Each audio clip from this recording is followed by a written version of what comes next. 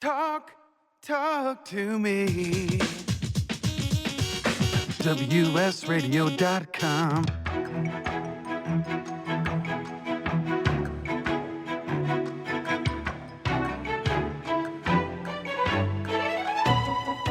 The San Diego Council on Literacy brings you Literacy for All with your host, Jose Cruz. Welcome to the show. I'm Jose Cruz from the San Diego Council on Literacy. You're listening to the Literacy for All radio show on WS Radio, and we have a show for you in these next few segments. I'd like to welcome to the show, golly, there's so many affiliations here. Let's start with the UCLA Information Studies Department. That's Esther Grassian. And also with her on the show is Jeff Scher, Dr. Jeff Scher, and he's with the Graduate School of Education and Information Studies, University of California, Los Angeles. That's also UCLA. Big topic here on information literacy, information studies, the integrity of information. Esther and Jeff, welcome to the show. Good morning. Thank you. Now, do I have this mixed up? Do you all know each other in a personal setting? Yes, we're working together. We met recently, actually developing some new courses at UCLA a few months right ago. I hadn't known Jeff before that, but okay. I have a pair, and it was like mother and son or something like that, and they're and so maybe I got them mixed up. Okay, so I fumbled that one. Anyway, we have you both on the phone, different phones, so I have to be careful so that you don't talk over each other. So I'll be directing the questions to you individually. And so, first of all, let's start with what's happening at the Information Studies Department at UCLA. Esther, I actually did not know that something like this existed. I had the opportunity to work with Angela Bird. She was an intern with us at the San Diego Council on Literacy. And and I started to learn some things about libraries that I did not know that made me excited. And just, with things taking place with the, let's say, salvation and integrity of facts and such, that you're doing the work that you're doing. And there's such a well-presented, you filled out a questionnaire for us, a well-presented information about the mission of the department. I'm tempted to read it just because it's so eloquent and thorough, but I'm going to give you a shot at it, whether you want to read it or not, or tell us why there's an Information Studies Department, UCLA, and what it does, and why it's important. Information studies is vitally important. It always has been, but these days with all kinds of issues about fake news and competing opinions and filters, it's more important than ever. That department really has a wide-ranging interest, but mostly in helping people learn how to help themselves regarding all kinds of information evaluation. So, for instance, one of the department faculty has been investigating content moderation, which is something that she revealed, and that is having humans employed by Facebook and by Google for YouTube to review online materials before they're made available to the public. And that's a really, really difficult issue and a horrible job, and they work under difficult circumstances. So that's just one area. Another faculty member is working on areas regarding technology issues and privacy and confidentiality. So, for instance, with police wearing cameras and recording video, and how all of that is handled, and how large an issue that is because of storage, and not to mention access and who gets access and what, and so on. There's another person working on the history of radio, for instance. And if you just think back, well, people today might not know, but there have been, in the past, radio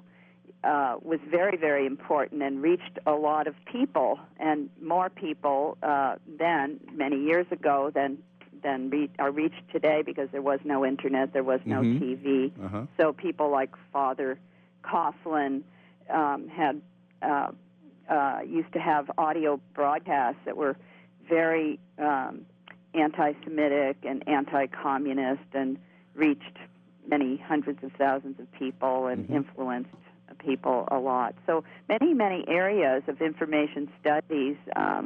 My area is information literacy, which has to do with helping people learn how to identify, locate, evaluate, and use information effectively and also ethically and responsibly. Right. That's a very, very complicated, and everybody thinks, oh, everything's on Google now. I don't need libraries. I don't need anything. Don't need librarians. But really, they do. Right. Right. So I don't know if that sort of... and a big focus of the department is social justice, because really information is power. And, getting access to it, learning how to do that, learning how to evaluate information is just vital today, so much more so than it ever has been, with people just drowning in all kinds of information. Right, absolutely. Very good. I mean, it's a great opening, Esther, and I know there's tons more under all of these categories, and I'm writing down questions as we're doing this, but I want to bring Jeff into the discussion, because you mentioned social justice, and I think that's one of the things that he's deep into, and I'm guessing this ties into the teacher education program. Can you tell us what you're doing, Jeff, and then, again, just connecting to what Esther did in her introduction? Great. Yeah, thank you. So the work we're doing in the education department absolutely correlates with what's happening in information studies, and we're trying to integrate that even more so, because what's happened for years, for centuries actually, is that the idea of literacy, of teaching people to read and write, has long been associated just with the notion of letters and words and books. And today that's not the case. The majority of information people are getting now comes from multiple sources, comes from radio, comes from social media, internet, photographs, television, movies, so many other areas. And so what we're trying to do is update what's happening in the schools, so that when we're working with teachers, preparing them to go into kindergarten through high schools, they're better equipped at helping their students make sense, analyze, question, and also create messages using multiple formats, and all through critical lenses where they're asking questions about bias, about objectivity, about all the different pieces that are important for us to be able to understand what's happening in our world. So if I was going through the education program at UCLA, I wanted to get a teaching credential, I could take a class, or is it required to take a class that addresses your emphasis on the multiple sources of information that are out there, but also, the media and in essence, teaching teachers to use the information that you have that is, let's say, informing students about information sources and technology. Yeah, absolutely. So at UCLA, our teacher education program, all teachers are required to take at least the one course on critical media literacy. We're also developing other classes, but at this point, this is a course that everybody, whether they're math teachers, science teachers, or elementary school teachers, they all take this class to start learning about how all information is connected to power, and how information today is runs through all areas of academics, and trying to help the teachers recognize and learn skills and ways to teach their students how to question, how to reflect, and how to create using, like I was just talking about, all these different tools, whether it's cameras, their cell phone, the computer, all the different technology, still teaching and learning their content area, but learning it now in a more critical way, where they're not only just looking at the content of the information, but also the form of how that information is coming and how that shapes and positions the people who are reading and listening and watching. Very good. I know we're going to take a break in about a minute and a half, but Jeff, can you tell us, given recent changes, and I'm going to guess, these are young people. They're at UCLA. They're going to the teacher education program. Do they tend to be in the right place or a little bit behind in terms of because we have those older folks in our population? They're way behind, or not even accessing the technology. Where are we with our educators? Do they have a lot of catching up to do? It's a mixed bag. Some people talk about this idea of digital natives and digital immigrants, where the young generation are the natives who know all this, and the older folks are the immigrants trying to move into, trying to understand. Yeah. And that's been a little bit overblown, where really you get both in both groups. There is that tendency, but what we are seeing a lot of is the younger people coming in are very proficient with the tools, but not necessarily so proficient with the critical thinking skills. Okay. So that's really what we try to do is combine the two. Very good. Okay, so we are going into break. You're going to find that these segments pass pretty quickly. We'll take about a 3-minute break, and we're going to come back with Esther Grassian and Jeff Scher. They're both from the UCLA and also involved in other ventures that relate to information literacy, and literacy for that matter. We'll make that connection too. You've been listening to the Literacy for All radio show on WS Radio, the worldwide leader in Internet talk.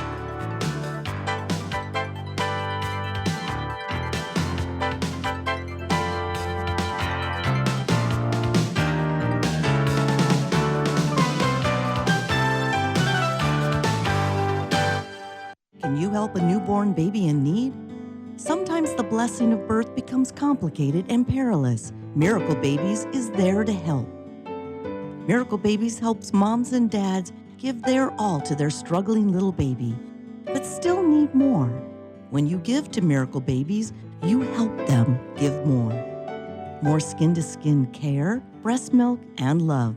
Go to miraclebabies.org and give right now. Be their miracle. Looking to be a successful entrepreneur? The virtual assistant industry continues to be a top choice for those looking to start their own business. The problem can be how to become a virtual assistant.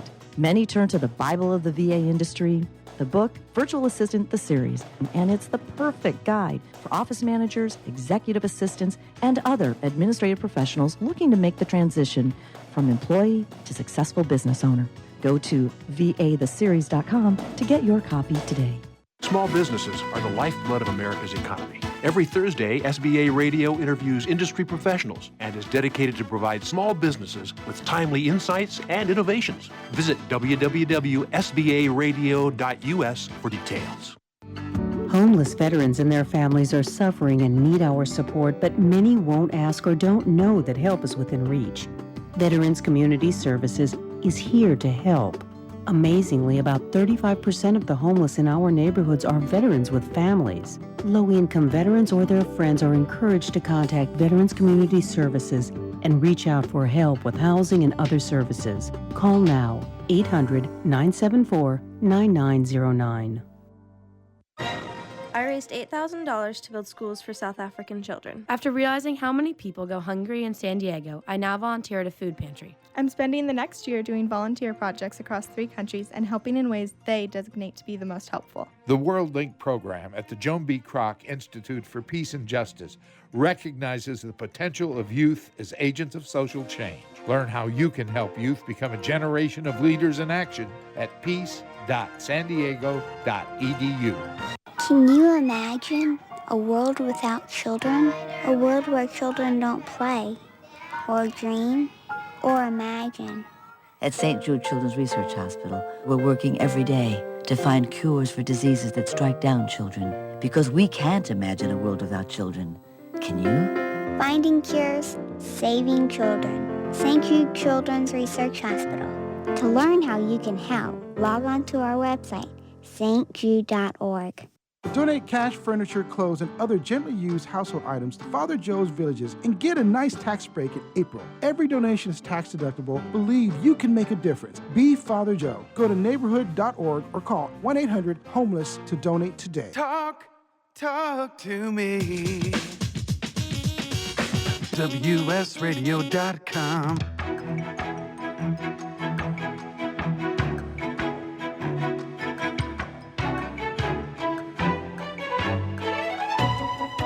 The San Diego Council on Literacy brings you Literacy for All with your host, Jose Cruz.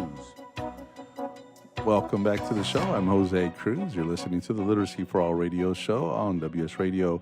We're talking to Esther Grassian and also Jeff Scher. They're both at UCLA.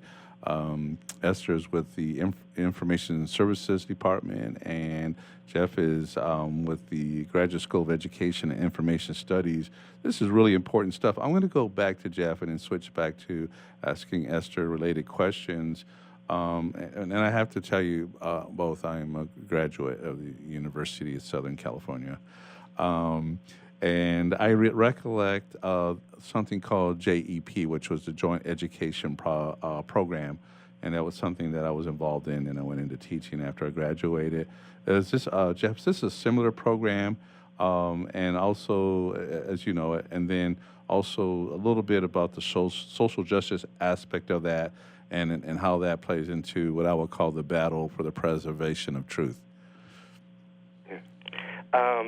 Great. First thing I just want to correct. Okay. That Esther and I are both in the same department, the Graduate School of Education and Information Studies. Got it. Yeah. So what we're trying to do is really connect the two departments, because for a long time, Information Studies has been more about kind of training librarians, and education has been more associated, training teachers. Yeah. And so as we dive into this information age, it's essential now that we really understand that both of these areas of study are just intimately connected, and it's really essential that we recognize, just how much, like I was mentioning before about literacy, how much literacy is really runs through everything, and this idea of literacy is not anymore just about books. Mm-hmm. And so we really need to be understanding, even sound literacy, like in a radio broadcast, the music you play in the beginning, the introduction, the tone of voice, right. All the different aspects are part of communication, and those influence the ultimate message and way people think ultimately about, how to make sense of the content. Got it. And the context, et cetera, all of that playing in together. And I think we miss absolutely. Right? We miss a lot of that. And context is huge. Absolutely. Got it. So, and so how does this, I think I know the answer, but how does this play into your emphasis on social justice, that possibly there's some inequity here of information or manipulation of information that is affecting folks maybe who are voiceless or just don't have a standing in society that puts them in a position where they have maybe as much influence? Right. That's a really important part. So social justice and environmental justice are really key parts of our program. And one of the things we do in the critical media literacy class is we use a framework, a theoretical framework that's based on concepts and questions. And the questions are part of the method of how to teach the theory. And one of the big ideas behind this is understanding that all information has been socially constructed, that people are always making choices about our information, and therefore all information is connected to power, because you can't have something that's completely neutral or objective if human beings are creating and disseminating it. So it's really important people recognize the understanding that real things happen in the world, but the way we understand about it is always going to come through a biased perspective. And so the more we can get people to look at different perspectives and different points of information and different types of information, the more likely they're going to be able to come across the tools they need and the information they need to be able to know what really was going on and what really is happening. Very good. So we use these. Sorry. Yeah, we use 6 conceptual understandings as part of this whole framework. and I want to come back to those. Let's go. Thank you, Jeff. Let's go back to Esther. And I'm just looking at your history. I mean, you've been doing this work a long time, going all the way back to 1969. I think you are a graduate of the department you work in. You are part of the foundation of, I'll call it Lilly, and with the emphasis on information literacy. What is information literacy? Why is this so important to you? Because you've made it your career. Thank you. Yes, that's a great question. Well, as I said, well, and this does go back quite far.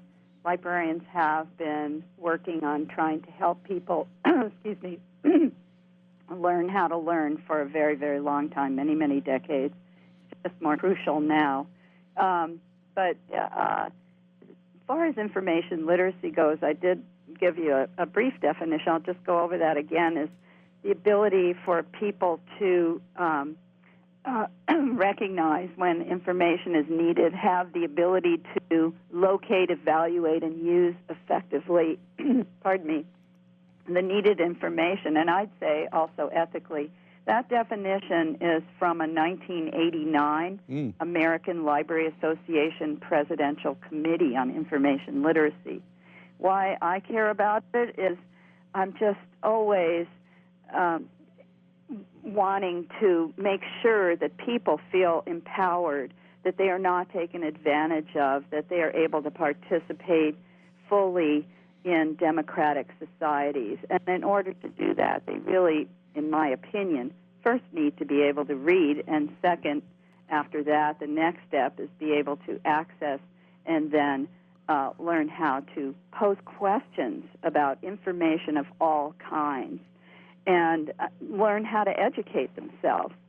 So, I worked in the UCLA undergraduate library in Powell for 41 years as an undergraduate librarian, and it's amazing. Over that period of time, we've seen this huge technological revolution, and we've seen students who become very, very familiar with technology, but at the same time, as a Stanford research study just revealed a couple of years ago, they don't know how to evaluate what they're looking at. They're great at something like Instagram, Google, Snapchat, all these technologies that have arisen in the last few years. But when presented with sites that have ads, that have factual studies, that have opinions, they're unable to distinguish among them. And it's shocking because you'd think, oh, they're so great at technology, they'll know just how to do that, but they don't. And so that is part of the whole thrust of what we're trying to do. Jeff and I have been working together more recently on developing a media and information literacy minor for undergrads, and hopefully at some point it would be a major, and to help students and people in general to be able to learn how to pose these questions for themselves and learn how to educate themselves. Very good. I hope that helps. Yeah, that does help, and of course, it's going to bring more questions. What I want to know, because this is essential to our democracy, to teaching, to libraries, literature, the media, the things that Jeff talked about, just all the outlets, and even the things that we produce that get put out there, and so it's. It's fundamental to who we are. My question is, are there is this your department, is it cutting edge? Is a lot of our colleges doing this in general? Where do you put UCLA in terms of the information studies arena? Well, I think there's kind of a distinction to draw there. First of all, libraries and librarians especially in academia and in the schools, have been working on this for many decades, as I mentioned. Public libraries are now getting into offering workshops, for example, in fake news, in addition to their very critical effort at helping people learn how to use the hardware and the software, just the very basics, how to use a mouse, what the Internet is, and so on. Information studies is more centered in academia, and there are many of the information studies departments in the country and around the world were called library schools, but have morphed into information studies in broader realm. So it's more; those departments are more focused on research and training future librarians, future information professionals of all kinds, while librarians are on the front lines helping to train people at their moments of need. I don't know if that explains it a bit as far as where UCLA stands. Yes. Well, one of my colleagues, former colleagues, and I, in 1989, proposed a course to the department called Information Literacy Instruction, and that course was to be for graduate students in the Information Studies department on how to set up, how to teach, how to design and assess information literacy programs. Okay, and I'll stop you right there because I want to get into more of that curriculum and that idea. We're going to go to break, but I do want to get into how we're teaching librarians and teachers on this topic. You've been listening to the Literacy for All radio show on WS Radio. We'll be back after a short break, and we're on WS Radio, the worldwide leader in Internet talk.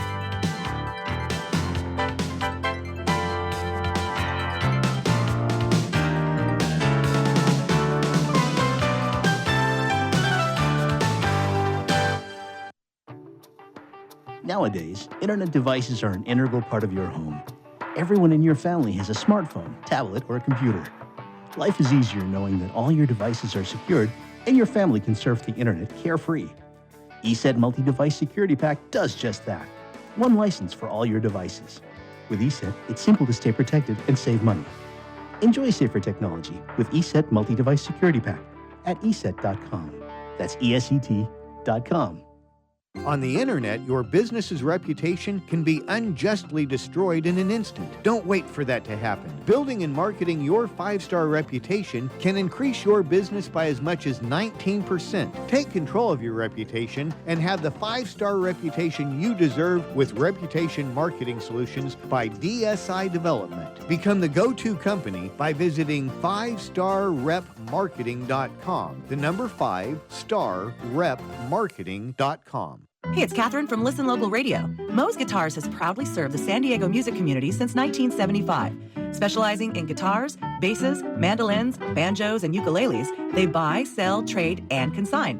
If you're looking for lessons, repairs, accessories, and cool gear, you found the right place. Located in downtown La Mesa Village, stop by and check out their digs or visit moesguitars.com or their Facebook page, mozeguitars.com, 619-698-1185.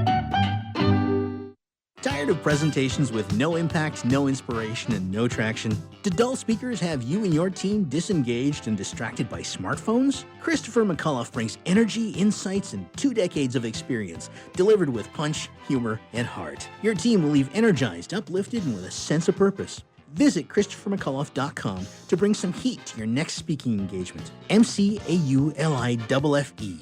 ChristopherMcAuliffe.com. Nowadays, internet devices are an integral part of your home. Everyone in your family has a smartphone, tablet, or a computer. Life is easier knowing that all your devices are secured and your family can surf the internet carefree. ESET Multi-Device Security Pack does just that. One license for all your devices. With ESET, it's simple to stay protected and save money. Enjoy safer technology with ESET Multi-Device Security Pack at ESET.com. That's ESET.com. Tired of presentations with no impact, no inspiration, and no traction? Do dull speakers have you and your team disengaged and distracted by smartphones? Christopher McAuliffe brings energy, insights, and 2 decades of experience, delivered with punch, humor, and heart. Your team will leave energized, uplifted, and with a sense of purpose. Visit ChristopherMcAuliffe.com to bring some heat to your next speaking engagement. McAuliffe. ChristopherMcAuliffe.com.